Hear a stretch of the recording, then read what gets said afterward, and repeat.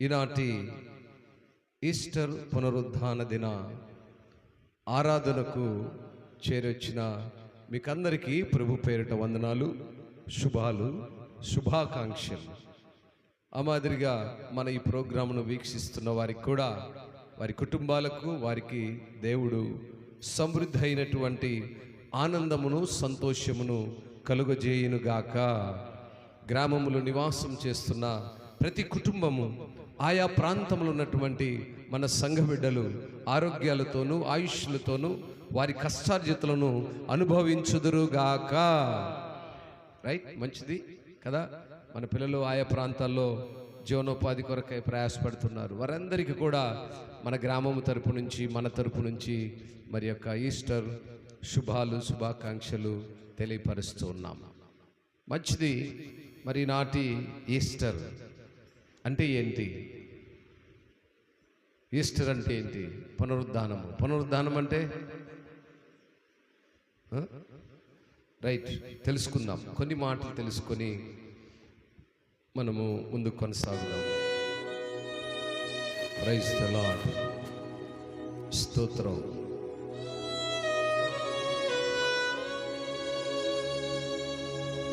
హల్లెలూయా.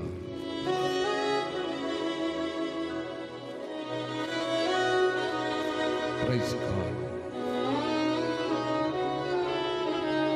అందరం కూడా చక్కగా సంతోషంగా దేవుని సన్నిధిలో ఉన్నాం కాబట్టి ఆయన స్తుతించడానికి మారు వెనుదీయక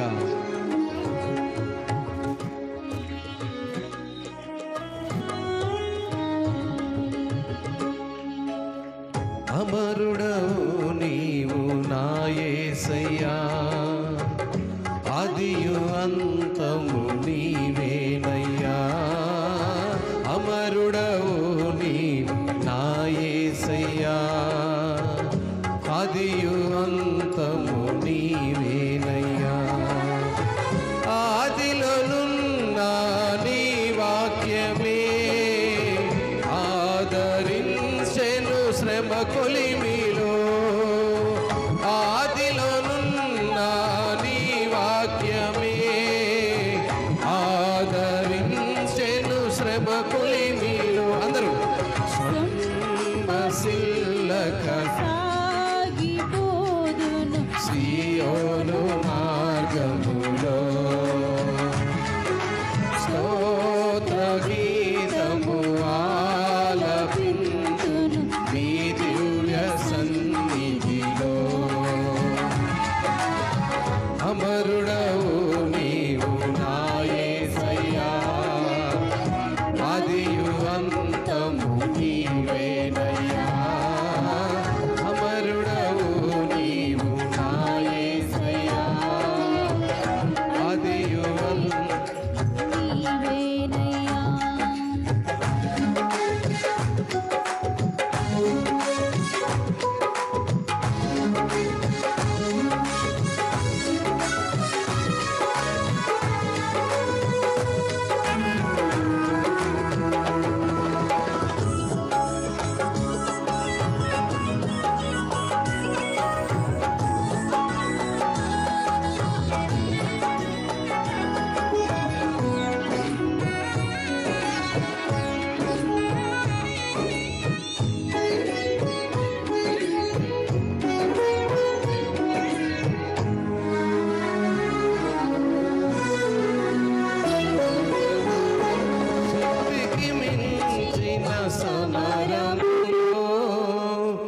నేర్పితివి నాకు నీ చిత్తమే.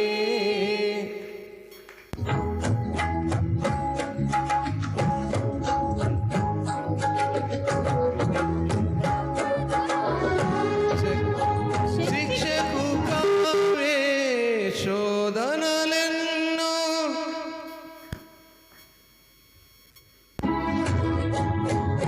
ఉన్నత కృపతో నన్ను నింపుటకే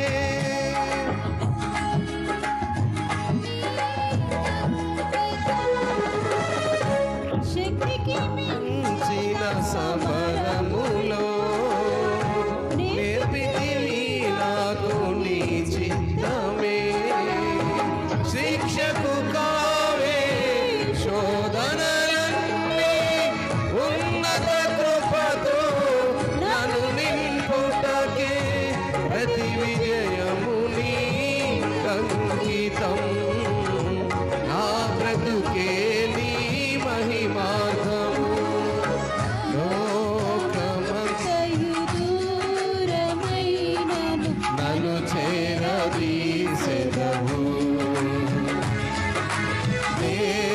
దేహమంతయు ధూళి అయినను దీవింపజేసెదవు అమరుడవు నీవు నా యేసయ్యా ఆదియు అంతము నీవేనయ్యా అమరుడవు నీవు నా యేసయ్యా ఆదియు అంతము నీవేనయ్యా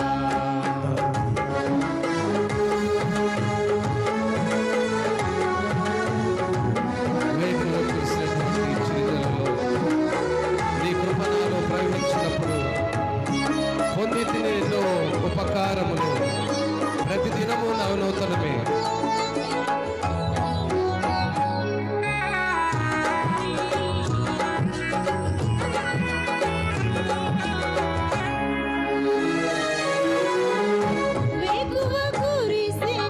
చిరుజల్లులో నీ కృప నాలో ప్రవహించగా ఉపకారములు నవనూతనమే ప్రతిదినము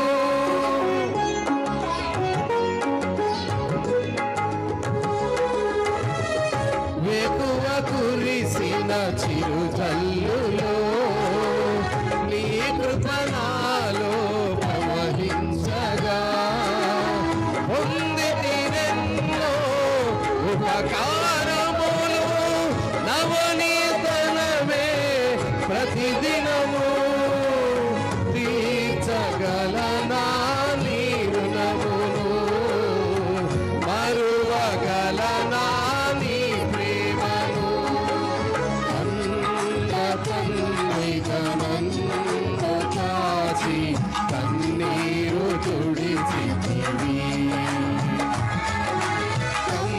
కమ్మనైనా ప్రేమ చూపి కనువిందు చేసితివి అమరుడవు నీవు నా యేసయ్యా ఆదియు అంతము నీవేనయ్యా అమరుడవు నీవు నా యేసయ్యా ఆదియు అంతము నీవేనయ్యా జల్లరు వృక్షం కలిగినటువంటి మంచి గులములు కలిగినటువంటి వాడు మరణమును గెలిచినటువంటి పరిశుద్ధుడవు పునరుద్ధానుడవు నీవేనయ్యా నీవు జయశీలుడవని నిన్ను ఆరాధిస్తూ ప్రతినిత్యము నీ గుండె నిడులో నిండి ఉండే కృపను మాకు దయచేయ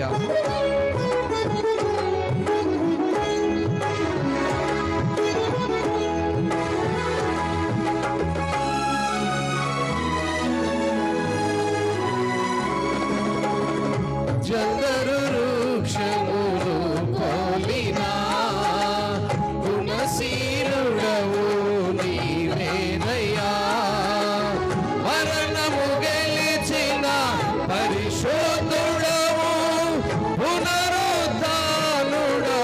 నీవయ్యా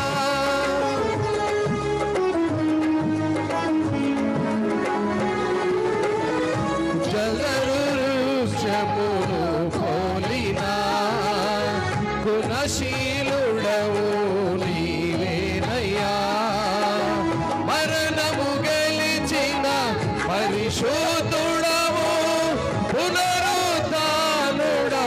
నీవయ్యా జయశీలుడవు నీవేనని ఆరాధింతును ప్రతినిత్యము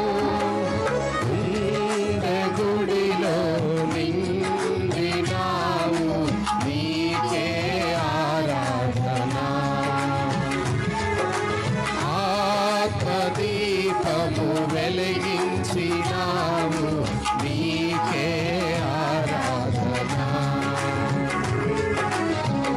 అమరుడవు నీవు నా యేసయ్యా, ఆదియు అంతము నీవేనయ్యా. అమరుడవు నీవు నా యేసయ్యా, ఆదియు అంతము నీవేనయ్యా.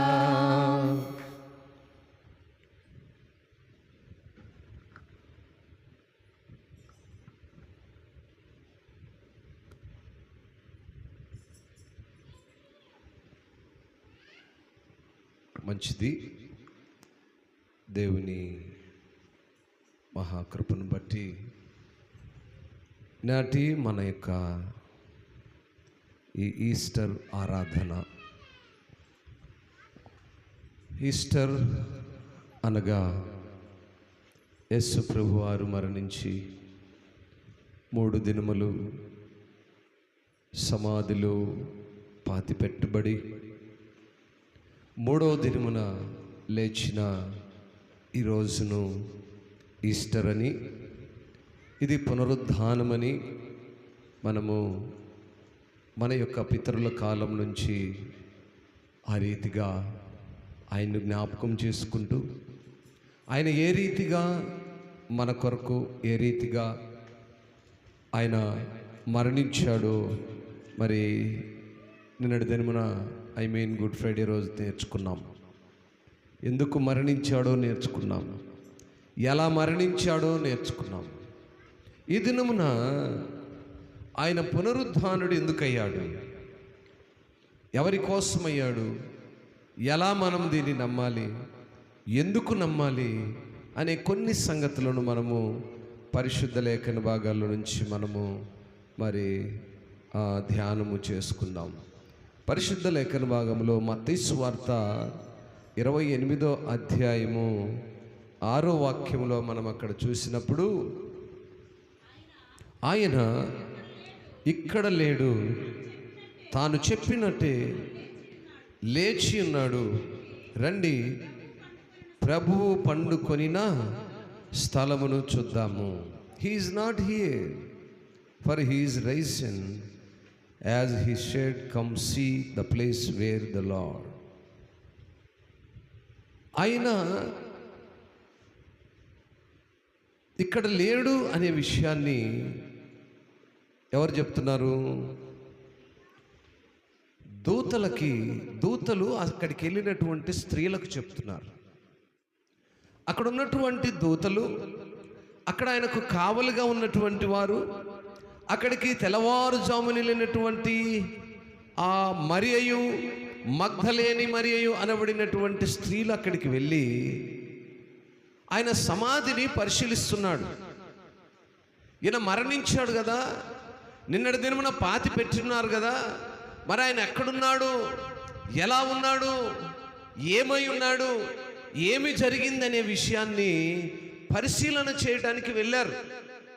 వెళ్ళినప్పుడు అక్కడ ఉన్నటువంటి ఆ దూతలు ఈ స్త్రీలతో చెప్తున్నాడు, ఆయన ఇక్కడ లేడు, ఆయనకి ఏ మాట అయితే చెప్పాడో ఆ మాట ప్రకారము ఆయన పునరుద్ధానుడైనాడు, ఆయన మరి లేచినాడు. అందుకే మనము పాట పాడతాం, లేచినాడురా సమాధి గెలచినాడురా, యేసు లేచినాడురా సమాధి గెలచినాడురా, లేతునని తా చెప్పినట్లు లేఖనము నెరవేరునట్లు, లేతునని తా చెప్పినట్లు లేఖనము నెరవేరునట్లు, లేచినాడురా సమాధి గెలచినాడురా. హల్లెలూయా. చెప్పాడు కదా ఆయన, ముందే చెప్పాడు, నేను 3వ దినమున తిరిగి లేస్తాను, నా తండ్రి నాకు ఇచ్చినటువంటి పనిని నేను సంపూర్తి చేశాను, అందుకే నా పనులు ముగించబడినాయి, సమాప్తమైనది అని 6వ మాటలో పలికాడు కదా. ఏమి సమాప్తమైందన్నాడు? ఆయన, నా తండ్రి నాకు అప్పగించిన పని సమాప్తమైనది, కనుక నా తండ్రికి నా ప్రాణాన్ని అప్పగిస్తున్నానని 7 మాటలు పలికి ఆయన మరణించాడు. అలా చెప్పినటువంటి ఆయన 3వ దినమున పునరుద్ధానుడుగా నేను ఈ భూలోకములోనికి మరలా వచ్చి మీ మధ్యలో సంచారం చేస్తానన్నప్పుడు కొంతమంది నమ్మిన వారు ఉన్నారు, కొంతమంది నమ్మని వారును ఉన్నారు.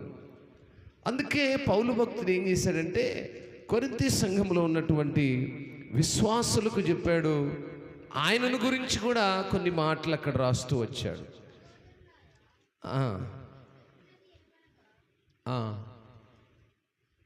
చెప్పు అక్క, నేను చెప్తాను అక్క, మీరు తొందరపడిపోకండి. పాపం మీరు బాగా యాక్టివ్గా ఉన్నారు, యాటిట్యూడ్గా ఉన్నారు, ఇంకా బాగా చురుగ్గా ఉన్నారు, బాగా తెలివిగా ఉన్నారు, అన్నీ మీరు ఎరిగిన వారు. నేను చెప్పేదాకా కొద్దిగా రైట్, గుడ్, మంచోళ్ళు మీరు, వెరీ గుడ్. కొరింథీయులకు రాసిన పత్రిక, మొదటి పత్రిక 15వ అధ్యాయము 1వ వాక్యము నుంచి, మరియు సహోదరులారా, నేను మీకు ప్రకటించిన స్వార్థను మీకు తెలియపరుస్తున్నాను. మీరు దాన్ని అంగీకరించితిరి, దాని యందే నిలిచి ఉన్నారు.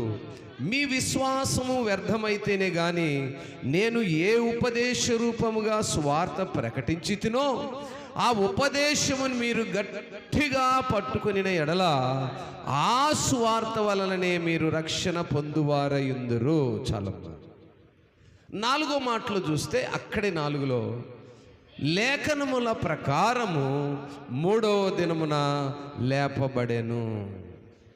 6వ వాక్యములు చూస్తే అటు పిమ్మట 500కు ఎక్కువైన సహోదరులకు ఒక్క సమయమందే కనబడెను.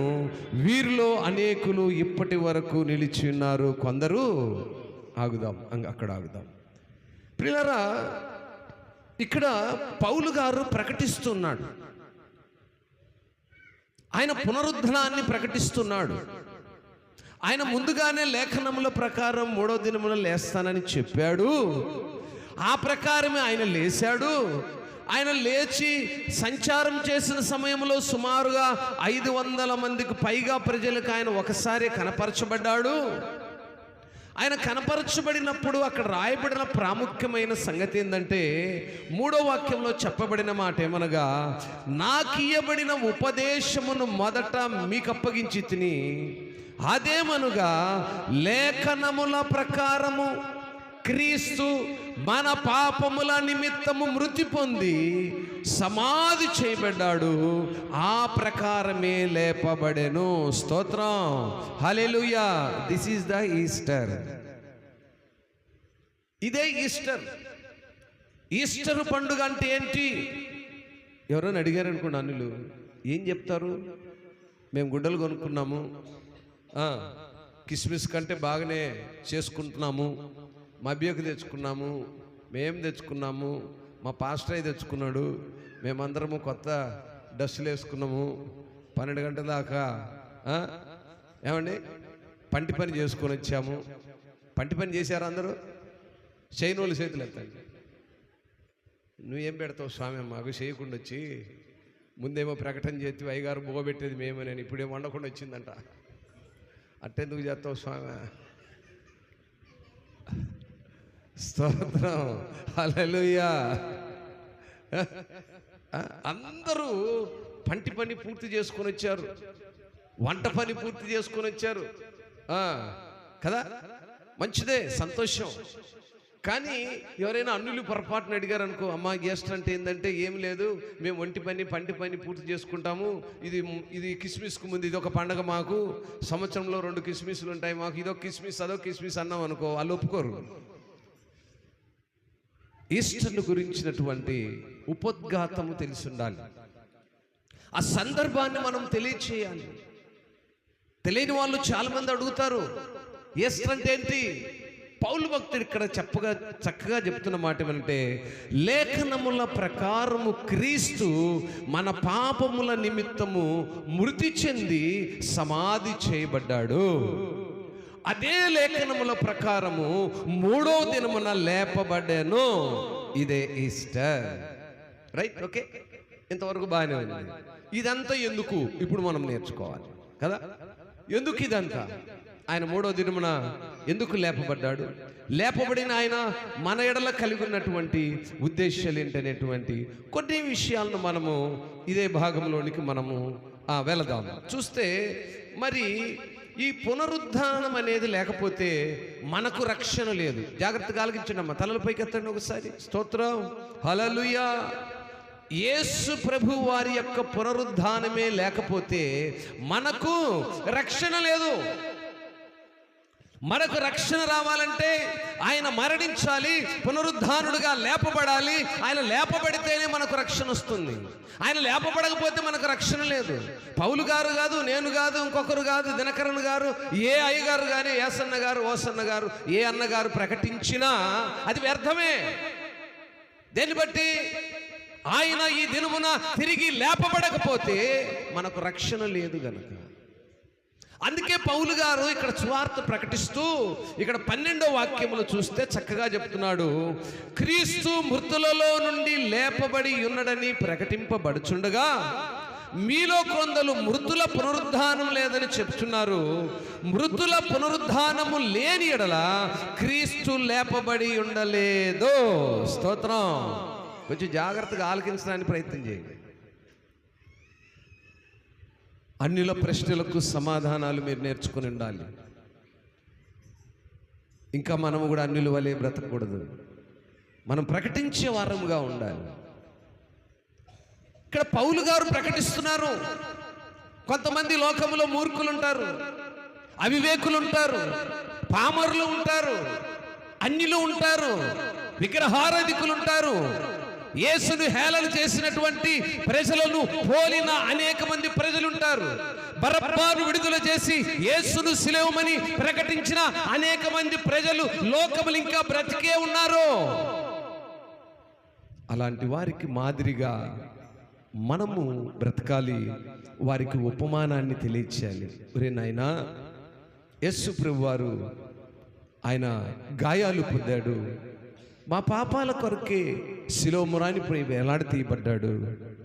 3వ దినమున ఆయన తిరిగి లేచాడు అనేది మేము నమ్ముతున్నాము.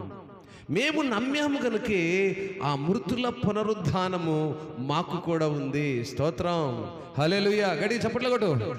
మృతుల పునరుద్ధానము మనకు కూడా ఉన్నది. దేన్ని బట్టి? మన రక్షకుడు పునరుద్ధానుడుగా ఈ దినము లేచాడు గనుక మనము ఒక దినమున మరణించినప్పుడు మనము కూడా ఆ పునరుద్ధానములోనికి చేర్చబడతాము. స్తోత్రం. ఇదే క్రైస్తవుని యొక్క నిరీక్షణ. నేను ఎక్కడికి వెళ్ళినా ఈ మాట చెప్తూ ఉంటాను. ఏ జ్ఞాపకార్థ కూడికలోనో ఏ ఆదరణ కూడికలోనో వెళ్ళినప్పుడు మన క్రైస్తవుల పిల్లలు మరణించినప్పుడు వాక్యం చెప్పమంటే ఒకటి చెప్తాను. అయ్యా, మనకు నిరీక్షణ ఉందిరా నాయనా. యేసు ప్రభు వారు మన కొరకు మన పాపాలను మ్రాను మీద మోసి ఆయన మరణించి 3వ దినమున తిరిగి లేచాడు. ఆయన లేచి ఊరుకోలేదు. ఆయన లేచినాడని నమ్మి నువ్వు సజీవుడిగా ఉండగానే రక్షణ, మారు మనసు, బాప్తిసము కలిగి నువ్వు మరణిస్తే ఆ పునరుద్ధానుల జాబితాలో నువ్వు కూడా ఉంటావు. స్తోత్రం. అది క్రైస్తవుల నిరీక్షణ గనుక మీరు సజీవులుగా ఉండగానే ఆయన సొంత రక్షకునిగా ఉండి చచ్చిపోండి అని చెప్తా ఎవరికైనా. దేని కొరకు అంటే మన విశ్వాసము దేని మీద ఉందంటే మనల్ని కన్న తండ్రి మన కొరకు మరణించి మరలా పునరుద్ధానుడై నేను మీకు స్థలము సిద్ధపరచడానికి వెళుతున్నాను, నేను వెళ్ళకపోతే మీకు అక్కడ స్థలం ఉండదు, నేను వెళ్ళి స్థలము సిద్ధపరిచి మరలా నేను వచ్చి మిమ్మల్ని తీసుకొని వెళ్తాను అన్నాడు. చూసారా ఎంత పని చేస్తున్నాడు ఆయన? ఒక్కడు ఎంత పని చేస్తున్నాడు చూసారా? మనందరి కోసము, భూలోకములో మనిషి రూపము దాల్చిన ప్రతి మనుష్యుని కోసము ఆయన చేయవలసిన దానికంటే ఎక్కువగా చేస్తున్నాడు. చాలా మందికి ఏంటంటే అపనమ్మకాన్ని తీసివేయడానికి ఇక్కడ పౌలు ఈ సాక్ష్యాన్ని చెప్తూ ఉన్నాడు. అయినా మీరు ఇంకా ఎన్ని సంవత్సరాలు జరిగినా, ఎన్ని పండగలు వచ్చిపోయినా, ఇంకా యేసుప్రభు మరణించాడా, ఆయన లేచాడా, అది పాస్టర్ చూశాడా, ఏసన్న గారు చూశారా, దినకరన్ గారు చూశారా, ఇంకా ఆయన చూశారా, వాళ్ళ నాయనోళ్ళు చూశారా, వీళ్ళు చెప్పే ఇన్ని చేయాలనా, ఇట్లాంటి యక్ష ప్రశ్నలు వేసేవాళ్ళు ఉంటారు భూమి మీద. ఇంకా చాలామంది యక్ష సమాధానాలు, సమాధానం లేని ప్రశ్నలు, అవివేకంతో కూడిన ప్రశ్నలు వేసేవారికి పౌలు గారు ఇచ్చిన సమాధానం అన్నమాట ఇది. క్రీస్తు పునరుద్ధానం లేకపోతే విశ్వాసికి రక్షణ లేదు. విశ్వాసికి రక్షణ ఉన్నదని నమ్మితే క్రీస్తు పునరుద్ధానాన్ని నమ్మినట్లే. అందును బట్టి అక్కడ ఆయన చెప్తూ వస్తాడు. అందుకే మనం 14వ వాక్యంలో చూస్తే, మరియు క్రీస్తు లేపబడి ఉండని ఎడల మేము చేసే ప్రకటన వ్యర్థమే, మీ విశ్వాసము వ్యర్థమే. అమ్మా ఆలకిస్తున్నారా? పౌలు గారు అంటున్నారు, ఆయన పునరుద్ధానుడు కాకపోతే మేము ఈ రీతిగా ఇన్ని సంవత్సరాలుగా, ఇన్ని కాలాలుగా, ఇన్ని దశాబ్దాలుగా ఈ ప్రకటిస్తున్న ప్రకటన అంతా వ్యర్థమే. మన పితరుల కాలం నుంచి యేసు ప్రభువారిని విశ్వసిస్తున్న వారి విశ్వాసం వ్యర్థమే. మన పితరుల యొక్క ఆచార పద్ధతి క్రమములను ఆచరిస్తూ మనం కొనసాగిస్తున్నటువంటి ఈ ఈస్టర్ పండుగలు వ్యర్థమే. కనుక ఈనాడు నా ప్రియ దేవుని సంగమా, ఆయన పునరుద్ధానుడుగా లేపబడ్డాడు. అందుకే 15వ వాక్యములు అంటాడు, దేవుడు క్రీస్తును లేపనని ఆయనను గూర్చి మేము సాక్ష్యము చెప్పి ఉన్నాము కదా. మృతులు లేపబడిన ఎడల దేవుడు ఆయనను లేపలేదు గనుక మేమును దేవుని విషయమై అబద్ధ సాక్షులుగా కనపరచబడతాము. ఆయన లేపబడలేదనుకో, ఆయన లేయలేదనుకో, మేము చెప్తున్న ఈ సాక్ష్యం కూడా అబద్ధమే. మేము మరి పరిశుద్ధాత్మ ద్వారా రాయబడిన ఈ మాటలు అబద్ధమే. వాక్యమై ఉన్నటువంటి దేవుడని మనం విశ్వసిస్తున్న ఈ వాక్యము అబద్ధమే. అందుకే 16 అన్నాడు, మృతులు లేపబడిన ఎడల క్రీస్తు కూడా లేపబడలేదు. క్రీస్తు లేపబడిన ఎడల మీ విశ్వాసము వ్యర్థమే, మీరు ఇంకను మీ పాపములోనే ఉన్నారు. ఎవరైతే విశ్వసించని వారుగా ఉన్నారో, ఎవరైతే క్రీస్తును తమ సొంత రక్షకునిగా అంగీకరించని వారుగా ఉన్నారో, ఎవరైతే లోకమనే పాపములో ఉబికిపోయి ఉన్నారో, ఎవరైతే తండ్రిని, తల్లిని, భర్తను, బిడ్డలను, భార్యను, పెద్దలను గౌరవించని స్థితిలో, లోకమనే పాపములో పడిపోయిన స్థితిలో ఉన్నారో, అటువంటి వారిని గురించి అంటున్నాడు, మీరింకను మీ పాపములోనే ఉన్నారు. ఆయన మీ పాపాలను మోయటానికి మరణించి తిరిగి సజీవుడిగా లేస్తే మీరు ఇంకా లోకములో ఉన్న ఇచ్చల చేత, తల్లిదండ్రులంటే భయం లేక, పెద్దలంటే భయం లేక, భర్త మీద ప్రేమ లేక, భర్తను, భార్యను, బిడ్డలను మోసం చేసుకుంటూ, భర్త యొక్క ప్రాంగణంలో, భార్య యొక్క ప్రాంగణంలో, బిడ్డల యొక్క ప్రాంగణంలో వివిధమైనటువంటి స్థితులలో బ్రతుకుతూ కుటుంబాలను మరి చిన్నాభిన్నము చేసుకుంటూ, దేవునికి భయపడక, సంఘానికి భయపడక, సేవకుని భయపడక మీ ఇష్టానుసారమైన బ్రతుకులు బ్రతుకుతున్నారే, అందుకే మీరు ఇంకా పాపములోనే ఉన్నారు అంటాడు.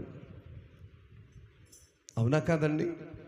ఈరోజు సమాజంలో మనం గమనిస్తే ప్రతి ప్రాంతాల్లో ఇవే కనపడుతూ ఉన్నాయి. తల్లిదండ్రులకు లోబడే పిల్లలు కరువైపోయారు. తల్లిదండ్రులు మోసం చేస్తున్న యవన బిడ్డలు, భర్తలను మోసం చేస్తున్నటువంటి స్త్రీలు, స్త్రీలను మోసం చేస్తున్నటువంటి భర్తలు, పెద్దలను గౌరవించినటువంటి సంఘ బిడ్డలు, ఇలా అనేక మందిని మనం చూస్తున్నప్పుడు లోకం మీద వారికి కలిగిన ఇచ్చ చేత నిజాన్ని దాచిపెడుతూ అబద్ధానికి ఓట్లేస్తున్నారండి. నిజాన్ని దాస్తున్నారు. నువ్వు చేస్తున్నది తప్పని తెలుసు, నువ్వు పాపములో ఉన్నావని తెలుసు, అయినను నీ పాపమును చంపుకోలేక దేవుణ్ణి చంపేస్తున్నావు, పెద్దలను చంపేస్తున్నావు, సేవకుని మాటను తృణీకరిస్తున్నావు. కారణం ఏంటంటే నీకున్న ఇచ్చను చంపలేకపోతున్నావు. ఏంటా ఇచ్చ? లోకమనే ఇచ్చ, పాపమనే ఇచ్చ, దేవుని యొక్క కోరికలకు, దేవుని చిత్తమునకు లోబడక శరీరము నిన్ను ఏది ప్రేరేపిస్తే దానికి ప్రేరేపించబడుతూ నువ్వు మోసపోతూ దేవుడు వెక్కిరించబడతాడని అనుకుంటూ ఉన్నావు. అందుకే పౌలు అంటున్నాడు, చాలామంది ఇటువంటి పిరికి పందలు ఉన్నారు, ఇటువంటి అపనమ్మకస్తులు ఉన్నారు. వారికే నేను చెప్తున్నాను, దేవుడు యేసు ప్రభువు మృతుల నుంచి లేపబడలేదు అని నువ్వు నమ్మకపోతే నువ్వు ఇంకా పాపములో ఉన్నట్టే. ఆయన నా పాపముల కొరకే మరణించాడని మనం నమ్మాము. మన పాపముల కొరకే శిలువ పైన ఆయన అప్పగించబడ్డాడని నమ్మాము. మరి నమ్మిన నీవు ఆయన ఆజ్ఞల ప్రకారం నడిస్తేనే నీకు రక్షణ వస్తుంది. నీలో ఉన్న పాపాన్ని చంపు. అలా చంపకపోతే నీలో ఆ పాపం ఇంకా ఉన్నట్లే. అందుకే ఆయన చక్కగా చెప్పాడు, మృతులు లేపబడిన ఎడల క్రీస్తు కూడా లేపబడలేదు. క్రీస్తు లేపబడిన ఎడల మీ విశ్వాసం వ్యర్థమే. అయితే మీరింకనూ మీ పాపములోనే ఉన్నారు. నా ప్రియులరా, ఈ జీవితకాలం మటుకే మనం క్రీస్తునందు నిరీక్షించున్న వారమైన ఎడల మనుషులందరికంటే దౌర్భాగ్యులమయ్యుందుము. క్రీస్తునందు నిరీక్షించుచున్న వారమైన ఎడల, క్రీస్తు నందు నిరీక్షణ లేని విశ్వాసిగా, క్రీస్తు యొక్క పునరుద్ధానమును నమ్మనటువంటి విశ్వాసిగా నీ ఉంటే నీ మరణమును గురించి ఆయన చక్కగా రాసుకుంటూ వచ్చాడు. ప్రతి మరణుని యొక్క రాసుకుంటూ వచ్చాడు. అందుకే 21వ వాక్యంలో అంటాడు, మనుషుని ద్వారా మరణం వచ్చెను గనుక మనుషుని ద్వారానే మృతుల పునరుద్ధానము కూడా కలిగింది. అందుకే మొదటి మనిషి ఎవరు అని మళ్ళీ మనం ఎక్కడికో ఎలెత్తుకోకుండా అక్కడే 22వ వాక్యంలో రాశాడు, ఆదామునందు అందరూ ఎలాగూ మృతి పొందుచున్నారో అలాగనే క్రీస్తునందు అందరూ. ఆదాం అంటే మన పులివేలు ఆదాం కాదు, మనకి ఎదురు కూర్చున్నాడే ఈ ఆదాము కాదు, మొట్టమొదటి ఆదాం. పాపం ఎక్కడ ప్రారంభమైంది? మొట్టమొదటి ఆదాముతోనే ప్రారంభమైంది.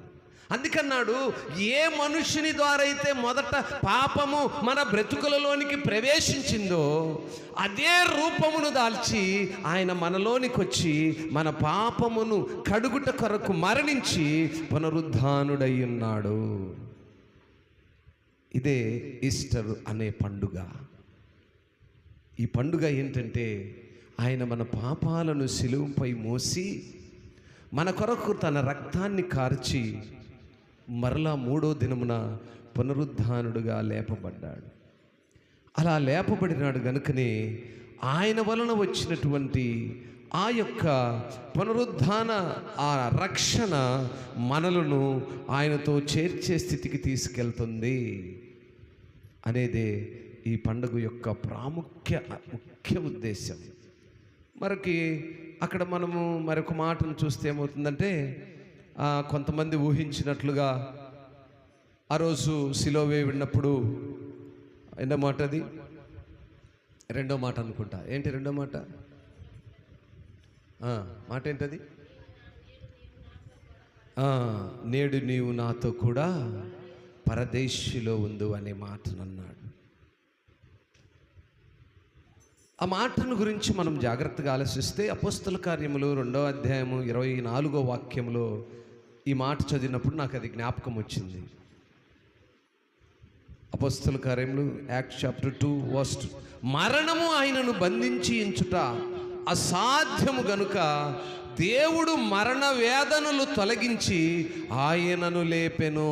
స్తోత్రం. మరణము ఆయనను బంధించడం అనేది అసాధ్యము. అంటే ఏంటి అర్థము? మరణము ఆయనకై ఆయన తెచ్చుకోలేదు, లేదా మరణాన్ని ఆపగల శక్తి కలిగినటువంటి వాడే.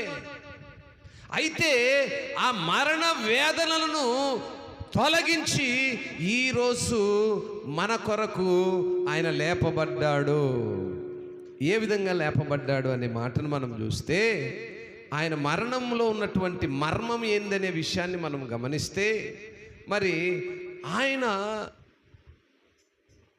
మరణము తర్వాత ఈ భూమిపైకి వచ్చిన తర్వాత ఆయన శరీరం యొక్క కవలికలను మనము గమనిస్తే, మరి 1 కొరింథీయులకు రాసిన పత్రిక మరి 15వ అధ్యాయము 51 నుంచి మనం ఉత్తర ప్రత్యుత్తర భాగంలో చదివిన భాగములో మనం చూసినప్పుడు అక్కడ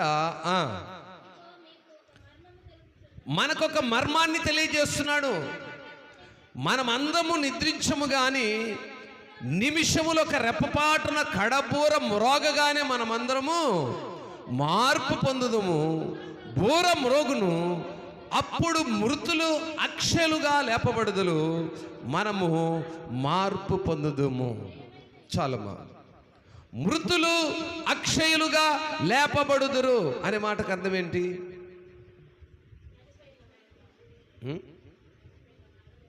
చనిపోయిన వారు లేపబడతారు, జీవముతో మనము బ్రతుకుతాము.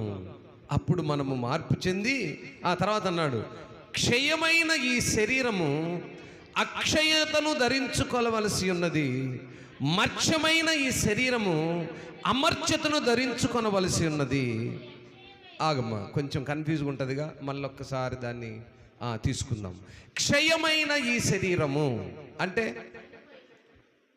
ఇది మాయమైపోతుంది. ఇది మట్టిలో పడగానే క్షణములో, ఇదిగో మొన్నటి దినమున మనందరం కళ్ళారా చూస్తుండగానే శరీరముతో ఉన్న మనుషులు ఒక్కసారిగా ఏమైపోయారు? ఆ దహనమైనాక ఏం మిగిలింది? బూడిద మిగిలింది. దాన్నే అక్షయత అంటారు. క్షయముగా కనపడుతున్నాము, మనం బాగున్నట్లే ఉంటాము, క్షణములో బూడిదైపోతుంది. ఇది మనిషి యొక్క జీవితం. కానీ మనిషికి ఎన్ని ఆరాటాలో, ఎన్ని పోరాటాలో, ఎన్ని ఆలోచనలో, ఎన్ని తలంపులో, ఏమండి, క్షణపాటులో ప్రాణం పోయే ఈ శరీరం మీద ఎన్ని కోరికలో.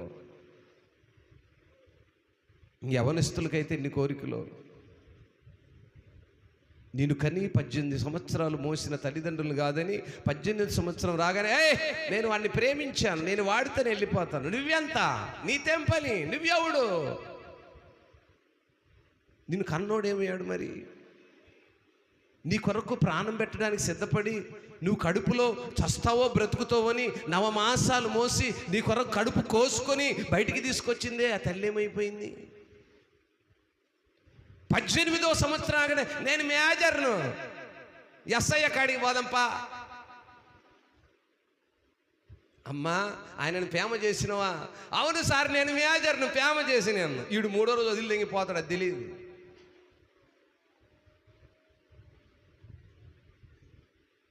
భయము భక్తి లేని బ్రతుకులు, భయం బ్రతుకులు లేని బ్రతుకులు. తల్లిదండ్రులంటే భయం లేదు. నీ జీవిత అంతమేంటో నీకు తెలియదు. అక్షయతను ధరించిన నువ్వు క్షణపాటులో క్షయమైపోతావని నీకు తెలియదు. మర్చమైపోయేటువంటి ఈ శరీరాన్ని ధరించుకున్నవని నీకు తెలియదు. లోకములో ఉన్నటువంటి విధానాలను, లోకంపై నువ్వు పడుతున్నటువంటి ఆరాటాలను, దేవుని చిత్తమేందేంటో ఎరుగక నీ ఇష్టానుసారమైన బ్రతుకులు నువ్వు బ్రతుకుతున్నావేమో. ఎన్ని కుటుంబాలు నాశనం అవుతున్నాయండి, ఎన్ని కుటుంబాలు విచ్ఛిన్నమవుతున్నాయి. కారణం దేవుడంటే భయం లేక, భక్తి లేక, నటనతో కూడిన జీవితాలు. ఏమంటే కొంతమంది ఏం నటిస్తారా బాబు, సినిమాల్లో వాళ్ళు ఎవరు హీరోయిన్లు, హీరోలు, వాళ్ళు యాక్షన్ చేస్తారు. వాళ్ళు యాక్షన్ చేయాలంటే ముందు డైరెక్టర్ చెప్పాలి, ఇదిగో మనం ఇట్ట అనాలా, ఇట్ట ఏడవాలా, ఇట్ట రావాలా నీళ్ళు, వాళ్ళు చూడగానే నిన్ను చూసేవాళ్ళు కూడా ఏడవాలా అని యాక్షన్ చేపిస్తారు. వాళ్ళకంటే బాగా చేస్తారు మన వాళ్ళు. భర్తలను నమ్మించి మోసం చేస్తున్నారా? భార్యలను నమ్మించి భర్తలు మోసనాలు చేస్తున్నారా? యవనస్తులు తల్లిదండ్రులు నమ్మించి మోసనాలు చేస్తారు. ఆడికి పోతే పర్వాలే, మీ కర్మ మీ దుంపలు తెంచుకొని పోతారు. దేవుణ్ణి కూడా మోసం చేస్తాం. మారు మనసు ఉంటుంది, రచన ఉంటుంది, పాటలు పాడాలి, రొట్టె తీసుకోవాలి, ఆ స్తోత్రం కలుగునుగా కనాలి. దరిద్రపు బ్రతుకులండి ఇవి. సాక్ష్యం లేని నీ బ్రతుకు కాదు. నువ్వు సజీవుడిగా ఉండగానే భూమిపై సాక్ష్యంతో మరణించాలి. ఫలానా అమ్మాయి చనిపోయిన బ్రతికిన, దట్ ఈస్ కింగ్. అది సాక్ష్యం. మత్స్యమైపోయే శరీరము, అక్షతను ధరించిన శరీరము, క్షయమైపోయేటువంటి శరీరము ఎన్ని తప్పులు చేపిస్తుందో తెలియట్లా. దీనివలన నువ్వు పొందుకునే మంచి సాక్ష్యము నీ కుటుంబంలో క్షేమాన్ని కోల్పోతున్నావు అని తెలియట్లా.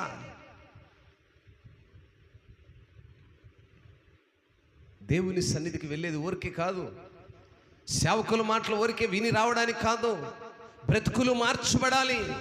ఆయన కలువరిలో నీ కొరకు, నా కొరకు, మన కొరకు ఎందుకు మరణించాడయ్యా అంటే పని బాట లేక కాదు. నువ్వు చేసే దరిద్రపు పనులన్నీ ఆయన మీద వేసుకొని ఆయన నీ కొరకు సిలువలో వేలాడదీయబడ్డాడు. 5740 గాయాలను పొందాడే. ఎవరి కోసమండి? మరి నీ బ్రతుకు మారేది ఎప్పుడు? ఎన్ని దినాలు ఇలాగ బ్రతుకుతాం? దేవుణ్ణి మోసము చేస్తూ, మనుషులను మోసము చేస్తూ, విలువలేని బ్రతుకులు బ్రతుకుతూ. నేను చాలామంది వివాహములైనటువంటి యవనస్తులకు చెప్తూ ఉంటాను, భార్య ఒక చోట ఉంటుంది, భర్త ఒక చోట ఉంటాడు, పిల్లలు ఒక చోట ఉండరు. అది కుటుంబం కాదు. ఆ కుటుంబంలో క్షేమము ఉండదు. కుటుంబం దేవుడు కట్టాడు. ఎక్కడో ఒంటరిగున్న నిన్ను జతపరిచి నువ్వు దాంపత్యమైన జీవితంలో ఆశ్రదకరంగా ఉండి నువ్వు బిడ్డలను కని మీరంతా కలిసి ఒక కుటుంబముగా కట్టబడి నన్ను ఆరాధించుటకు, గణపరచుటకు, నా సన్నిధిలో ఉండమని కట్టాడు ఆయన. నీ ఇష్టానుసారమైన బ్రతుకులు పెట్టడానికి కదా ఆయన కట్టింది. ఆ వ్యవస్థను తీసుకొచ్చింది ఆయన ఊరికే కాదు. కుటుంబమైన వ్యవస్థను ఎందుకు తెచ్చాడంటే చక్కగా యవన కాలం నుంచి ఆయన కాడిని మోస్తూ ఆయన చిత్తాన్ని కలిగినటువంటి పిల్లలుగా బ్రతకమని ఆయన మనల్ని సృష్టించుకున్నాడు, మనల్ని నిర్మాణం చేసుకున్నాడు. ఈరోజు శిలువపై కన్నీరు పెట్టాడు. ఈరోజు మన పాపాల కొరకు మరణానికి కూడా ఏమాత్రం వెనుదిరగలేదు. అయినా తెలుసుకునే స్థితిలోనే ఉన్నాం. మార్పు లేని బ్రతుకులు, దేవుడు అంటే ఎరుగని బ్రతుకులు, విశ్వాసములో వేరుపారవలసిన మనము అవిశ్వాసమైన బ్రతుకులతోనే తెల్లారుస్తున్నాం మన జీవితాలు. అందుకే ఆయన అంటున్నాడు ఏంటంటే, క్షయమైన ఈ శరీరము అక్షయతను ధరించుకుంటుంటుంది ఒక రోజున. క్షయము అంటే క్షయమైన ఈ శరీరము ఒకరోజు అక్షయతను ధరించుకొని అదేం చేస్తుందంటే మత్స్యమైన ఈ శరీరము అమరత్వమును ధరించుకునేటువంటి స్థితికి వస్తుంది. ఈ క్షయమైనది అక్షయతను ధరించుకున్నప్పుడు, ఈ మత్స్యమైనది అమర్చతను ధరించుకున్నప్పుడు విజయమందు మరణము మృంగివేయబడుతుంది. స్తోత్రం. ఈరోజు యేసు ప్రభు వారు కూడా విజయము ద్వారా మరణాన్ని మింగేశాడు. అందుకే అక్కడ 55వ వాక్యం అంటాడు, ఓ మరణమా నీ విజయం ఎక్కడా? ఓ మరణమా నీ ముల్లెక్కడా? మరణపు ముల్లు పాపము. పాపముకున్న బలము ధర్మశాస్త్రం. మరణపు ముల్లు పాపము. ఆ పాపం అనే ముళ్ళు నీ శరీరంలో ఇంకా ఉంది. ఆ పాపం అనే ముళ్ళు నీ శరీరం నుంచి తీసివేయట కొరకే ఆయన మరణించి పునరుద్ధానుడై లేచాడు. ఇంకా ఎన్ని ఈస్టర్లు చూస్తావు, ఎన్ని క్రిస్మస్లు చూస్తావు? మరణం అనే ముళ్ళు, పాపం అనే ముళ్ళు, నీ కొరకు ఆయన మరణించి లేచినాడు అని ఎరుగని ఆ ముళ్ళు లోకములో క్షయమైపోయేటువంటి ఈ లోకం వైపు చూస్తూ అక్షయతను ధరించవలసిన నీ శరీరము మర్చమైన దాని కొరకు ఎగబడుతుంది. ఆ ముళ్ళు పాపానికున్న బుల్లు మరణము, పాపానికున్న బలము మరణము. ఆ మరణాన్ని నువ్వు చేరడానికి ఇష్టపడుతున్నావు, కానీ నీకంటూ దేవుడిచ్చిన ఒక విలువ, నీకంటూ దేవుడిచ్చినటువంటి ఒక స్థానము, నిన్న ఆయన ఎంతగా హెచ్చించాలని ఆశపడుతూ ఉంటే బురదలో పొర్లాడే పంది స్వరూప్యమును ధరించుకుంటానంటున్నావే. ఏమండి, పందులు ఉన్నాయా మన ప్రాంతాల్లో? అంతకుముందు అయితే మా ఇల్లు చుట్టే తిరిగాయి, ఈ మధ్యకాలంలో లేవు, అక్కడక్కడ కనపడుతున్నాయి. పంది స్వభావం ఏంటి చెప్పండి? ఏమండి, పందిని తీసుకొని వచ్చి శుభ్రంగా నీళ్లు పోపించి ఒక సొక్కా దొడిగి ఒక పందిరిలో పెడదాంలే, ఇంట్లో కొద్దు కానీ ఏం చేస్తాను చెప్పండి? ఎత్తుకుతా ఉంటుంది. ఏం దాని బ్రతుకు? బురదేడుందా అని ఎత్తుకుతుంది, అది దాని భూవు, అది దాని బ్రతికేంది, బురద కావాలి దానికి. నువ్వు దాని ముందు పలావ్ పెట్టినా, బిర్యానీ పెట్టినా, ఇంకేది తెచ్చి పెట్టినా దానికి ఏం కావాలా? బురద. ఈరోజు క్రైస్తవ బ్రతుకులు, క్రైస్తవ పిల్లల బ్రతుకులు ఆ పంది కంటే హీనంగా బ్రతుకుతున్నారండి. బయటికి తెల్లని వస్త్రాలు, బయటికి స్తోత్ర గీతాలు, బయటికి ఆనంద గీనాలు, ఇంకా పోటీ పడే పాటలు, మందిరంలో పోటీ పడే డస్సులు, ఇంకా ఏ పోటీలకి తగ్గేదిలా. బ్రతుకులేమో ఆ పందిలాగే. ఆ భర్త ఆరాట పడుతుంటాడు, నిన్ను తీసుకెళ్ళి సింహాసనం మీద కూర్చోబెడదామని, నీ బ్రతుకేమో పందిలాగే. ఆ తల్లిదండ్రులు ఆరాట పడుతుంటారు, నిన్ను తీసుకెళ్ళి ఎక్కడో ఘనమైన స్థలంలో ఉంచుదామని, నీ బ్రతుకేమో పందిలాగే. పరమనున్న తండ్రి ఆరాట పడుతూ నీ కొరకు నా కొరకు ప్రాణం ఇచ్చాడు. ఎందుకు? ఆ పంది రూపమును దాల్చకుండా నా స్వరూపమును మీకు ఇచ్చాను, నాలా మీరు బ్రతకాలని. నేను పరిశుద్ధుడు కనుక మీరు పరిశుద్ధముగా బ్రతకాలని. మనమేమో పంది స్వరూపాన్ని విడవట్లా. ఆయనేమో మహిమ స్వరూపమును మనకు ధరించాడు, మహిమ రూపమును మనకిచ్చాడు, ఆ మహిమను మనకిచ్చాడు, ఆయనకున్న మహిమను మనకిచ్చాడు. ఆయన మహిమను విడిచి భూలోకానికి వచ్చి మనతో నివాసము చేసి మనలో ఉండి మన కొరకు మరణించి మరలా మన కోసమే పునరుద్ధానుడాడు. స్తోత్రం. చప్పట్లు కొట్టు గట్టిగా కొట్టు. మన కొరకే, మనలో ఉన్నటువంటి ఈ పంది స్వరూపమును మార్చాలని, మనలో ఉన్నటువంటి ఈ యొక్క భక్తి లేని బ్రతుకులను మార్చాలని ఆయన ఈ భూమిపైకి వచ్చాడు. ఇప్పటికి కూడా ఆయన అనేది ఏంటంటే, దేవుని యొక్క ఆగమనంలో మార్పు చెందే శరీరాలు కావాలి. లోకాన్ని కోరుకునే శరీరాలుగా ఎన్ని రోజులు బ్రతికినా మరణం అనేది ఒక రోజు ఉంటుంది. ఆ మరణములో ప్రవేశించినప్పుడు తీర్పు అనేది ఒక రోజు ఉంటుంది. యేసుప్రభు వారికి కూడా తీర్పు ఇచ్చారు లేదా? ఏ అన్యాయం చేయని ఆయనను సిలువకు అప్పగించారు. ఈరోజు అన్యాయంలో ఉన్న నిన్ను, నన్ను, మనలను ఇంక సిలువ ఏం లేదు, డైరెక్ట్ తీర్పే. ఆయనకైనా కొంచెం తీర్పు జరిగింది. అన్యాయమైన తీర్పును ఆయన పొంది మన కొరకు మరణించాడు. ఈరోజు నా ప్రియ దేవుని సంగమా, మన జీవితాలు ఎలా ఉంటున్నాయి? దేవుని చిత్తానికి లోబడే కృపలో ఉన్నామా? పందివలే బొర్కిలో పొర్లాడే బ్రతుకులే మనలో ఉన్నాయా? ఒక నూతన తీర్మానం చేసుకో. అయ్యా, నేను అలా ఉండటానికి ఇష్టపడట్లేదు. నీతో ఉండాలి, నీలో ఉండాలి, నీలో నివసించాలి, నీ చిత్త ప్రకారమే నేను మరణించాలి, నీ చిత్తాన్ని నేను కలిగి ఉండాలి అని నీవు గనుక ఈరోజు ఒక తీర్మానం చేసుకుంటే, ఒక మాట చదివి ముగిస్తా.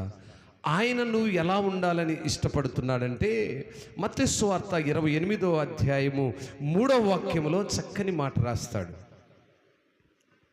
ఆ దూత స్వరూపము మెరుపు వలె ఉండెను, అతని వస్త్రము హిమమంత తెల్లగా ఉండెను. స్తోత్రం.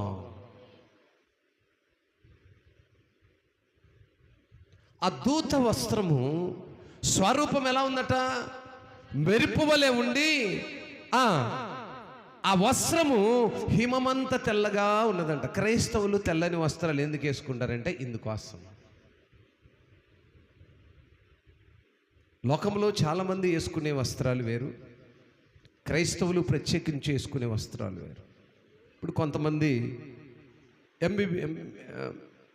ఫిజికల్గా ఎడ్యుకేషన్ పరంగా డాక్టర్స్ చదువుతారు, ఎడ్యుకేషన్ డాక్టర్స్. ఈ సేవకులు బిబ్లికల్ డాక్టరేట్ చేస్తారు, వేదాంతపరమైన డాక్టర్స్. ఒకరోజు ఒక మీటింగ్కి వెళ్ళాను నేను. ఒక మీటింగ్లో కూర్చుంటే నన్ను డయాస్ మీదకి ఆహ్వానించారు. రెవరెండ్ డాక్టర్ ప్రసాద్ గారు వచ్చి స్టేజీని అలంకరించి వాక్యోపదేశం చేయాలని. సరే నేను వెళ్ళి డయాస్ మీద కూర్చున్నాను. నా పక్కన మరో బ్రదర్ వచ్చారు. ఆయన పాస్టర్ కాదు, జస్ట్ ఓ మంచి బిలీవరు, బెస్ట్ ఎల్డర్స్ని కూడా వేదిక మీదకి ఆహ్వానిస్తుంటారు. ఎందుకని?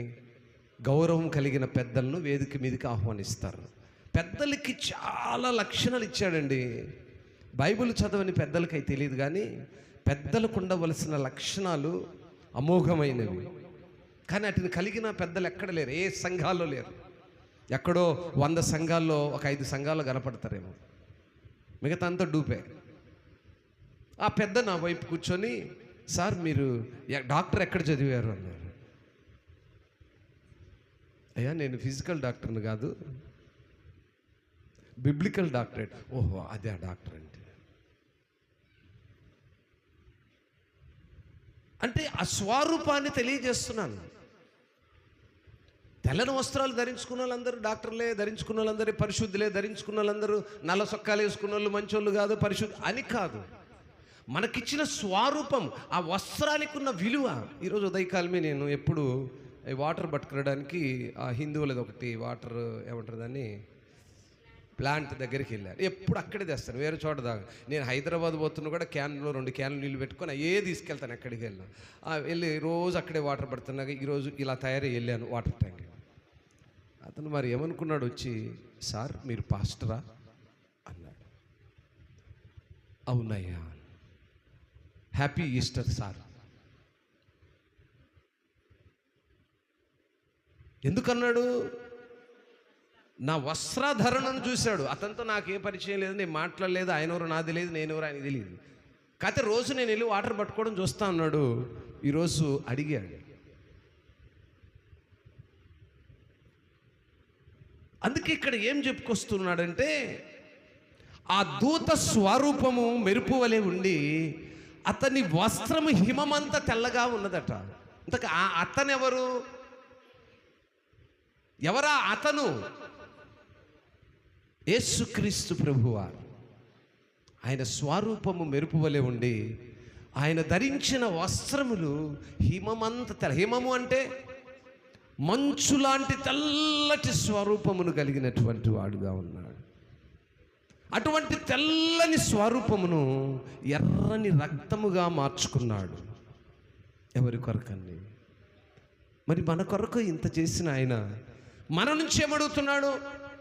మీ ఆయన సంపాదించే సంపాదనలో 50% నాకు తీసుకురండి, 50 మీరు తినాలి, మీరు కొత్త వస్త్రాలు కొనుక్కున్నప్పుడు నాకు కూడా తెచ్చియండి, మీరు వండుకున్న రోజు వంటల్లో సగం నాకు పంపియండి అడిగాడండి ఏమన్నా? మీ సంపాదనలో మీరు కట్టుకున్న బంగళాల్లో సగం నాకు ఇవ్వాలా తెచ్చి అన్నాడా? మనం మంచోళ్ళం, 100 రూపాయలు కానుగుడియం. స్తోత్రం, హల్లెలూయా. మనం ఎంత మంచోళ్ళమో. నిజంగా ఆయన ఆపాప అడుగుంటే ఏం చేసేవాళ్ళు? ఒకసారి ఆలోచన చేయండి. పొరపాటున మీ సంపాదనలో నాకు ఆపు తెచ్చిస్తేనే అన్నారు అనుకో, ప్రాణం తీస్తానంటే ఇస్తారేమో, కానీ వదిలిపెడితే మాత్రం సమస్యే. రూపాయి బిల్ల కూడా మేము నీ శాస్త్రం చేసుకోపో.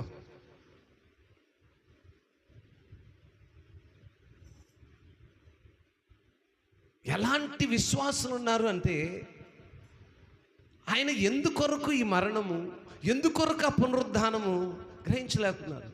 ఒక్కొక్క ఊరిలో గురించిన గొడవ. ఇప్పుడు ఊరిలో గొడవలు జరుగుతుంటాయండి, దాన్ని పాస్టర్ తీర్పరి. ఆ పాస్టరు మా ఇంటికి వచ్చి తీర్పు తీర్చి మాకు చేస్తే నేను 100 రూపాయలు కానుకిత్తా. ఏందిరా నాయన, పాస్టర్ తీర్పరి తీర్చడానికి వచ్చేది? పాస్టర్ పని ఏంది? ఆయన అభిషేకించబడ్డవాడు నీ పనికి మాలిన గొడవలు తీర్చని వస్తాడా ఏంటి? అభిషేక్తుడికున్న పని ఏంటి? దేవుడు ఆయనలో ఏం చేయమన్నాడు అదే చేస్తాడు. పనికి మాలిన తీర్పులు ఆయన చేయకూడదు. కొన్ని మనస్సులు, కొంచెమంది మనస్సాక్షులు ఏంటంటే భక్తి లేని జీవితాలు. దేవుడంటే భయం లేదు, సేవకుడంటే భయం లేదు, సేవకుడిలో ఉన్నటువంటి ఆ లక్షణాలు ఏంటో కూడా తెలియని రూపంలో ఉన్నారు.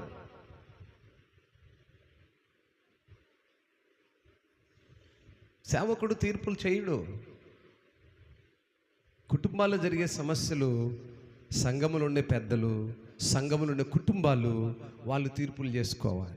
సేవకుడు పనేంటి? దేవుడు తనకిచ్చిన పని. ఇప్పుడు యేసుప్రభు వారికి పని అప్పగిచ్చాడంటే, తండ్రి పరమ నుండి కుమారుడికి పని అప్పగిచ్చాడు. అబ్బాయ్, నువ్వు మరియ గర్భములో పుడతావు, నువ్వు యవ్వనుడుగా బాలుడుగా కొన్ని దినాలు పెరుగుతావు, 33.5 సంవత్సరాలు భూమి పైన ఉంటావు, 3.5 సంవత్సరములు నువ్వు స్వార్థ ప్రకటిస్తావు, యవ్వన కాలంలో నిన్ను సిలువ వేస్తారు, 3వ దినమున నువ్వు లేపబడతావు, పునరుద్ధానుడుగా మరలా నా దగ్గరికి వస్తావు, మరలా నేను తిరిగి పంపిస్తాను. అప్పుడు వెళ్ళి నీకు ఎవరైతే నచ్చుతారో, ఎవరైతే నీ మాట వింటారో, ఎవరైతే నిన్ను కలిగి ఉన్నారో వాళ్ళ పేరు నువ్వు చెప్పాలి నాకు. అర్థమైందా? ఆయన వెళ్ళిపోయాడు. ఇప్పుడు ఆ వెళ్ళిన ఆయనకే నువ్వు చేసే ప్రార్థన, నీవు మాట్లాడే మాటలు, నువ్వు చేసే ప్రార్థన తండ్రి దగ్గరికి నేరుగా వెళ్ళదు. మన ప్రార్థన సూటిగా డైరెక్ట్గా దేవుని దగ్గరికి వెళ్ళదు. మరి ఆడికి వెళ్తుందయ్యా? కుమారుని దగ్గరికి వెళుతుంది. స్తోత్రం. నీ ప్రార్థన, నీ ఆర్తధ్వని, నీ విన్నపము, నా విన్నపము, మన విన్నపము కుమారునికి మొదటగా చేరాలి. ఆ కుమారుడు తండ్రికి తెలియచెప్పాలి. నువ్వు డైరెక్ట్గా వెళ్ళి, అయ్యా నేను నీకు తెలుసు కదయ్యా, నేను డైరెక్ట్గా నీ పని చేసేవన్నయ్యా, సేవకుని ఎంత బాగా చూసుకునేవన్నయ్యా, కానుకలు ఎంత బాగా ఇచ్చేవన్నయ్యా, పరిచర్య ఎంత బాగా చేసాయా, అయ్యా నాకు యేసయ్యతో పని లేదు కానీ డైరెక్ట్గా నీతో మాట్లాడతానయ్యా అంటే, నువ్వెవరోనమ్మా, నేను ఎప్పుడు నిన్ను చూడలేదు. ఒకవేళ ఆయన ఏం చూశాడేమో ఆయన అడగండి, ఆయన ఓకే అంటే నేను ఓకే. చాలా లాజిక్లు మనకు తెలుసు, చాలా విషయాలు లోకంలో జరిగాయి అన్నీ మనకు తెలుసు. దేవుని దగ్గరికి వచ్చేసరికి ఏమి ఎరగని వాళ్ళలాగా ఉంటాం. ఎంత ఎరగని వాళ్ళలాగా ఉంటాము, అన్నీ తెలుసు. తెలియని ఆమెలో మంచి తెలుసు, నిజము తెలుసు, చెడు తెలుసు, అబద్ధము తెలుసు, విశ్వాసము తెలుసు, భక్తి తెలుసు. ఆ భక్తితో బ్రతుకుతున్నావో లేదో కూడా తెలుసు. అయినప్పటికీ విశ్వాసమనే ముసుగులో దేవుణ్ణి మోసపరుస్తున్నావు అని నువ్వు గ్రహించలేక దేవుడు వెక్కిరించబడతాడని అనుకుంటున్నావు. నువ్వు వెక్కిరించబడతావు. నీ యొక్క మరణ దినము ఆయన చెప్పిన రీతిగా, ఆయన ఏ రీతిగా లేఖనాల ద్వారా మనకు తెలియజేశాడో అటువంటి స్థితిని నువ్వు చూస్తావని ఎరుగకనే ఉన్నావు. కనుక నా ప్రియులారా, ఇప్పుడైనను మనం ఎరిగి, ఆయన ఉద్దేశం మన పట్ల ఏమై ఉన్నదో ఎరిగి, ఆయన చిత్తానికి లోబడి సంఘపు కార్యాలు, సంఘ సహవాసములో సేవకుల మాటలను, దేవుని యొక్క ఉద్దేశాలను అడిగి తెలుసుకునే అనుభవానికి వెళ్ళాలి. ఈ చివరి మాటలు చదువుకొని మన వాక్యం ముగించుకుందాం. కొరింథీయులకు రాసిన మొదటి పత్రిక 16వ అధ్యాయము 12వ వాక్యము, 13వ వాక్యము, 14 చదివి ముగిద్దాం. సహోదరుడైన అపొల్లోను గూర్చిన సంగతి ఏమనగా, అతడి సహోదరులతో కూడా మీ యొద్దకు వెళ్ళవలనని నేను అతన్ని చాలా బతిమాలుకొంటిని కానీ ఇప్పుడు వచ్చుటకు అతనికి ఎంత మాత్రం మనస్సు లేదు. వీలైనప్పుడు అతడు వచ్చును. మెలకుగా ఉండుడి, విశ్వాసమందు నిలుకగా ఉండుడి, పౌరుషము గలవారైండుడి, బలవంతులైండుడి, మీరు చేయు కార్యములన్నీ ప్రేమతో చేయుడి. ఆమేన్. 16వ వాక్యం. కాబట్టి సహోదరులారా, అట్టి వారికి నీ పనిలో సహాయము చేయుచు ప్రయాసపడుచుండు వారికందరికీ మీరు విధేయులై ఉండవలనని మిమ్ములను బతిమాలు కొనుచున్నాను. 18వ వాక్యం. ఆకాయునకు అనువారు వచ్చినందున సంతోషించుచున్నాను. మీరు లేని కొరతను వీరు నాకు తీర్చి నా ఆత్మకును మీ ఆత్మకును సుఖము కలుగు చేసిరు గనుక అట్టివారిని సన్మానించుడి. 22వ వాక్యం, ఎవడైనను ప్రభువును ప్రేమకు మూకుంటే వాడు శపింపబడును గాక. ప్రభు వచ్చుచున్నాడు. ప్రభు అయిన యేసు కృప మీకు తోడయుండును గాక. క్రీస్తునందలి నా ప్రేమ మీ అందరితో ఉండును గాక. ఆమేన్. ఎవరు చెప్పారు ఇదంతా? నేను చెప్పలేదు. పౌలు గారు కొరింథీ సంఘములో ఉన్నటువంటి విశ్వాసులకు ఈ లేఖను రాస్తూ, నాయనా మీరు ప్రేమలో వేరు పారిన వారై, సంఘాలలో విధేయత కలిగిన వారై, అన్ని విషయాల్లో అనుకోగలిగిన వారై, మెలుకుతో ఉండి విశ్వాసములో ఎలాంటి వారు ఉండాలంట? విశ్వాసములో పౌరుషము గలవారై. విశ్వాసం అనేది ఊరికే కాదు, సరదాగా కాదు, పౌరుషము కలిగిన విశ్వాసిగా. ఎన్ని దినాన్ని నేను ఇలా బ్రతుకుతాను, రోషము కలిగిన విశ్వాసిగా నేను బ్రతకాలి. అలా బ్రతకమని ఆయన చెప్పలేదండి, బతిమాలుకుంటున్నాడు. ఆ మాటల్ని మీకు తెలియజేస్తున్నాను. ప్రేమతో బతిమాలుకుంటున్నాను.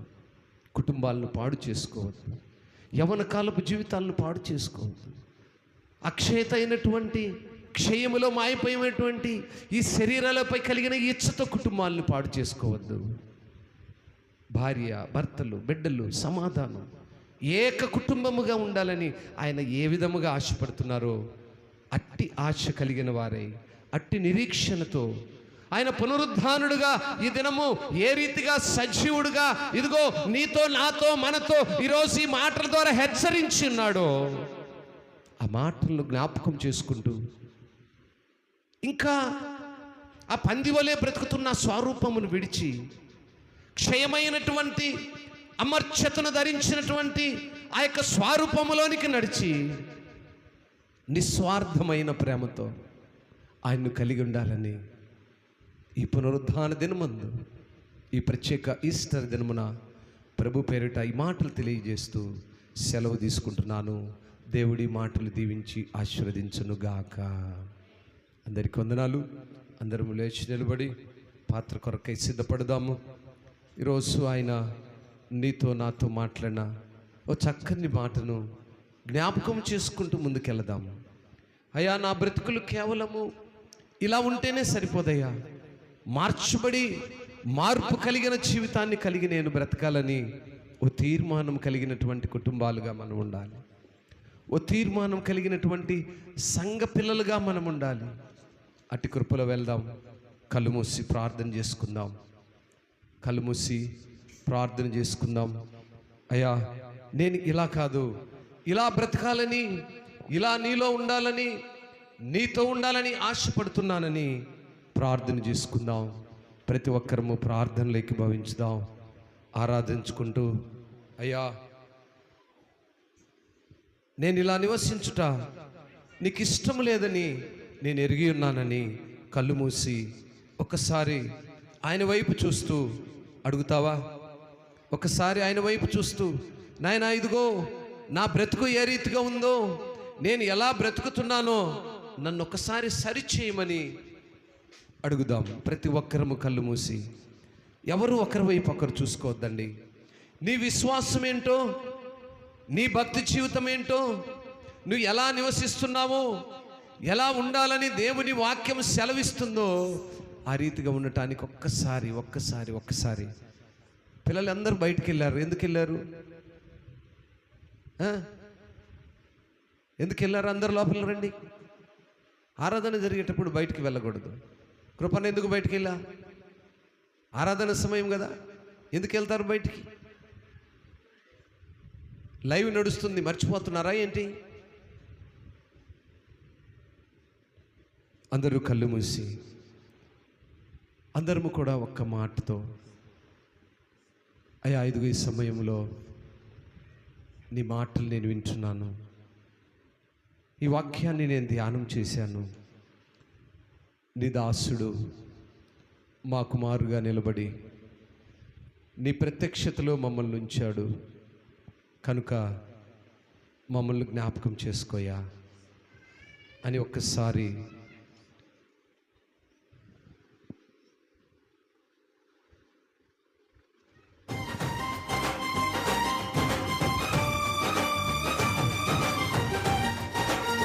తీర్మానం చేసుకో.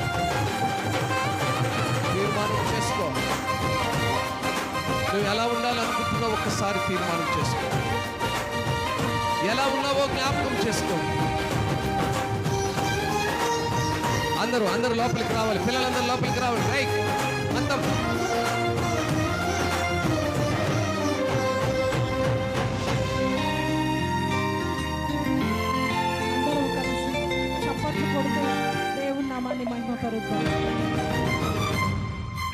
యేసయ్యా నా ప్రాణమా ఘనమైన స్తుతి గానమా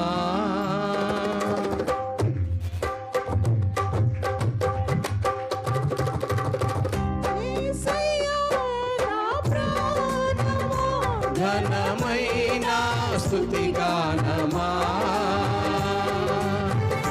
అద్భుతమైన నీ ఆదరణే ఆశ్రయమైన నీ సంరక్షణయే నన్ను నీడగా వెంటాడెను నే ఆలయత నడిపించెను నా జీవమా నా స్తోత్రమా నీకే ఆరాధన నా స్నేహము సంక్షేమము నీవే ఆరాధ్యుడా యేసయ్యా నా ప్రాణమా ఘనమైన స్తుతి గానమా. yes సంతోషంగా చప్పట్లు కొడుతూ హృదయములను ఆహ్వానించుకుంటూ నేను చిరకాలం నీతో ఉంటాను ఒక తీర్మానం చేసుకుంటున్నాను. క్షణమైనా నిన్ను విడవలేని ఒక తీర్మానం చేసుకుంటున్నాను. నీలో నన్ను చేర్చుకో యేసయ్యా. నీలో నేను ఏకమైన కృపను దయచేయి. ఆనందముగా నీ సన్నిధిలో గడిపే కృపను నాకు అని అడుగు.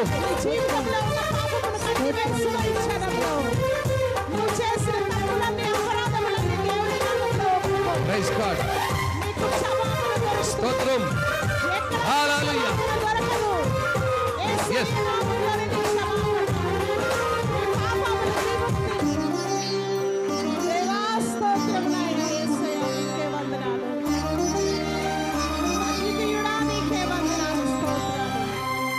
చిరకాలము నాతో ఉంటానని క్షణమైన వీడిపోలేదని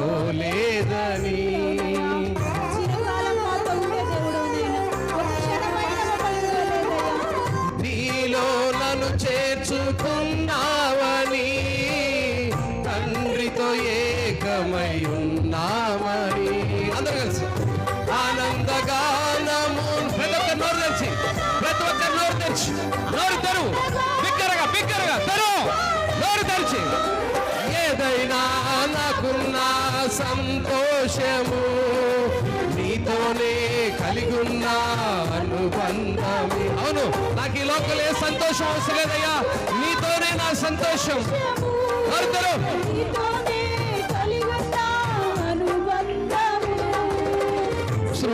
సృజనాత్మకమైన నీ కృప చాలు, నే బ్రతికున్నది నీ కోసమే. సృజనాత్మకమైన నీ కృప చాలు, నే బ్రతికున్నది నీ కోసమే. యేసయ్యా ఘనమైన స్తుతి గానమా.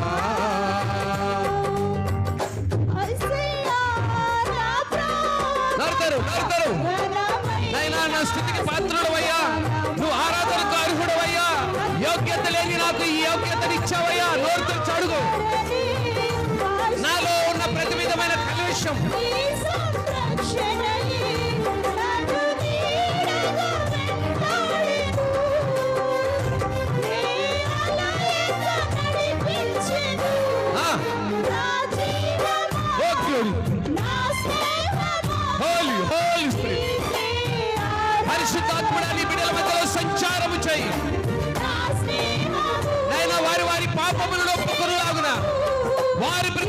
చెడులు విసర్జించులాగున. ఎస్ యేసయ్యా నా ప్రాణమా ఘనమైన స్తుతి గానమా. నీ పాపముల కొరకు ఆయన సిలువ వేయబడ్డాడు. ఆయన శరీరము నాగలి చాళ్ళ వలె దున్నబడి ఉన్నది. ఆయన శరీరంలో ప్రతి రక్తపు పొట్టుని నీ పాపము కొరకే కార్చి ఉన్నాడని తెలుసుకో. నీ పాపముని క్షణంలో ఒప్పుకో. యేసయ్యా, నా పాపములను క్షమించు. నా పాపమును కడుగుదైన ప్రభువా, నీవు నా కొరకు సిలువ వేయబడ్డావయ్యా. నేను పొందవలసిన దెబ్బలు నీవు పొందావు ప్రభువా.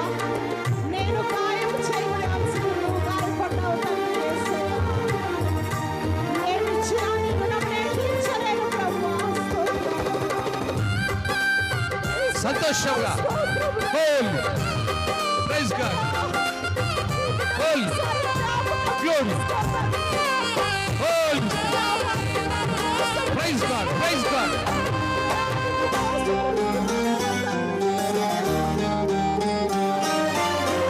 జీవజలముగా నిలిచావని, జలనిధిగా నాలో ఉన్నావని. మన జీవజలముగా నిలిచిన దేవా స్తోత్రం. జనులకు దీవెనగా మార్చావని, జగతిలో సాక్షిగా ఉంచావని. నోదర్చి ఉత్సాహగానమునే పాడన. సంతోషంగా సంతోషంగా ఉత్సాహంగా గానం చేయి, ఉత్సాహంగా ఆరాధించు. ఏదైనా నీ కొరకు చేసేందుకు ఇచ్చితివి బలమైన నీ శక్తిని. ఏదైనా నీ కొరకు చేసేందుకు ఇచ్చితివి బలమైన నీ శక్తిని. ఇది చాలును నా జీవితాంతము, ఇలా నా కన్నీయు నర్దరు. ఇది చాలును నా జీవితాంతము, ఇలా నా కన్నీయు. యేసయ్యా నా ప్రాణమా.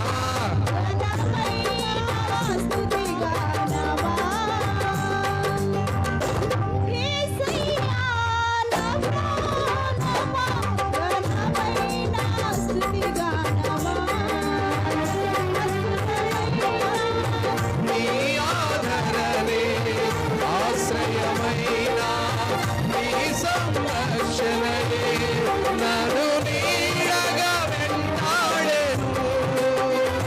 నే అలయక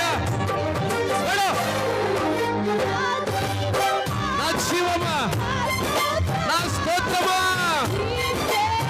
నీకే నాయన ఈ ఆరాధన. నా స్నేహము సంక్షేమము నీవే ఆరాధుడా.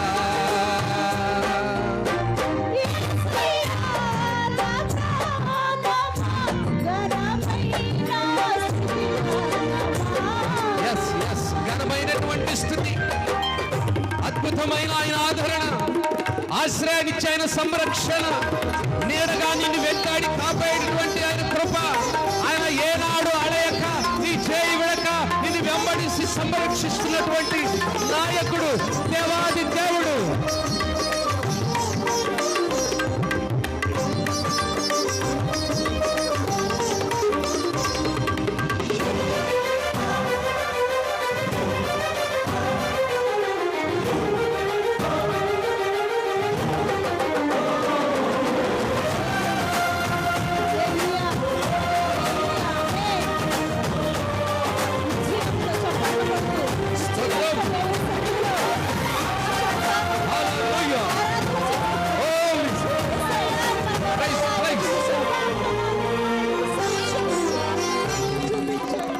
మధురము కాదా నీ నామ ధ్యానం, మరపురానిది నీ ప్రేమ మధురం.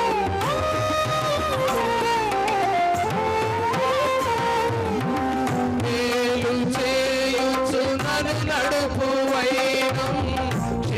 క్షేమముగా నా ఈ లోక పయనం స్తోత్ర గీతముగానే పాడనా, స్తోత్ర గీతముగానే పాడనా. నిజమైన అనురాగం చూపావయ్యా, స్థిరమైన అనుబంధం నీవేనయ్యా. నిజమైన అనురాగం చూపావయ్యా, స్థిరమైన అనుబంధం నీవేనయ్యా. స్తుతుల సింహాసనం నీ కొరకేగా, ఆసీనుడవై నన్ను పాలించవా. స్తుతుల సింహాసనం నీ కొరకేగా, ఆసీనుడవై నన్ను పాలించవా. యేసయ్యా పాడు. Yes, yes. ఘనమైన స్తుతి గానమయ్యా. యేసయ్యా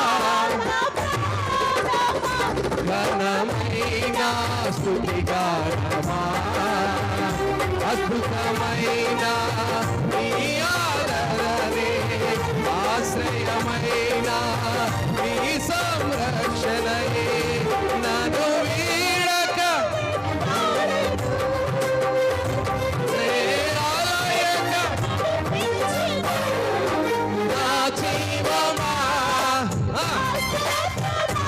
Yes. నీకే ఆరాధనయ్యా. నా స్నేహము సంక్షేమము నీవే ఆరాధుడా. యేసయ్యా నా ప్రాణమా, ఘనమైన స్తుతి గానమా. యేసయ్యా నా ప్రాణమా, ఘనమైన స్తుతి గానమా. అద్భుతమైన నీ ఆదరణే, ఆశ్రయమైన నీ సంరక్షణయే నన్ను వీడక. Oh glory.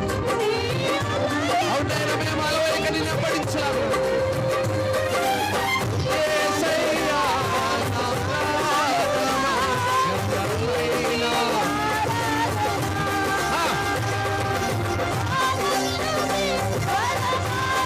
yes, yes. పరమందు ఆనందము నీలో నా యేసయ్యా, మా ఆనందం పరమందు నీతోనే.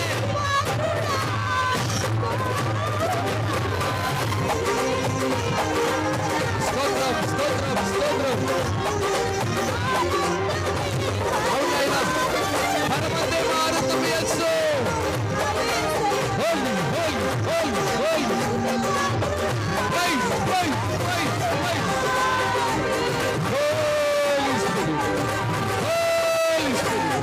పరిశుద్ధాత్ముడని బిడ్డల్లో సంచారం చేయి.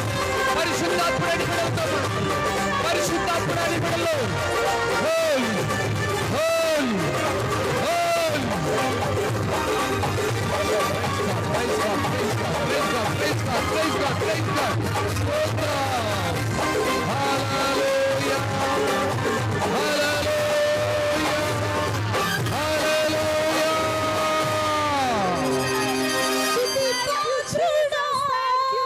Yes, Lord. స్తోత్రాలకు అర్హుడా. ఈ స్థుతి ఆరాధన నీకే సమర్పించామయ్యా. మా స్థుతుల పైన ఆసీనుడా. Yes. నీ బిడలతో మీరు మాట్లాడినందుకై స్తోత్రం. పరిశుద్ధాత్ముడా నీ బిడల మీరు సంచారం చేసినందుకై స్తోత్రం.